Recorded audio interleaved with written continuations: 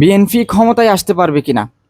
বাংলাদেশের বর্তমান রাজনৈতিক প্রেক্ষাপটে বিএনপির ক্ষমতায় আসার সম্ভাবনা বাস্তবিক দিক থেকে খুবই সীমিত। দীর্ঘ ১৫ বছর ধরে দলটি ক্ষমতার বাইরে রয়েছে। এ সময়ে মাঠ পর্যায়ের সাংগঠনিক কাঠামো অনেকটা দুর্বল হয়ে পড়েছে। তৃণমূল পর্যায়ে যেসব নেতাকর্মীরা একসময় সক্রিয় ছিলেন, অনেকেই রাজনৈতিক চাপ, মামলা মোকদ্দমা কিংবা ব্যক্তিগত জীবনের কারণে দলীয় কাজে আগের মতো সম্পৃক্ত নন। নেতৃত্বের ক্ষেত্রেও বড় ধরনের শূন্যতা তৈরি হয়েছে। তারেক রহমান বিদেশে থাকায় সরাসরি জনগণের সাথে যোগাযোগ রাখতে পারছেন না। আর বেগম খালেদা জিয়ার অসুস্থতা কার্যত তাঁকে রাজনীতি থেকে সরিয়ে দিয়েছে। এই কারণে কেন্দ্র থেকে শুরু করে উপজেলা পর্যায় পর্যন্ত নেতৃত্বে স্পষ্ট সমন্বয়ের অভাব দেখা যায়।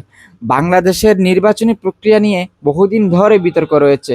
গত কয়েকটি জাতীয় নির্বাচনেই দেখা গেছে বিএনপি অংশ নিলেও বা বয়কট করলেও ক্ষমতার ফলাবদল হয়নি। নির্বাচন কমিশনের নিরপেক্ষতা, প্রশাসনের ভূমিকা এবং আইনশৃঙ্খলা বাহিনীর কার্যক্রম নিয়ে দলটির গুরুতর অভিযোগ রয়েছে, যা জনগণের বড় একটি অংশও বিশ্বাস করে।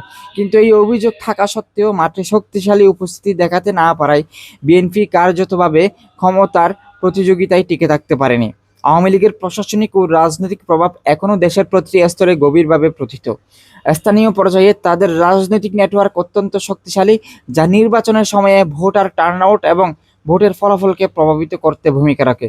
বিএনপি চেষ্টা করলেও এই শক্ত ঘাঁটি ভাঙা বর্তমানে কঠিন।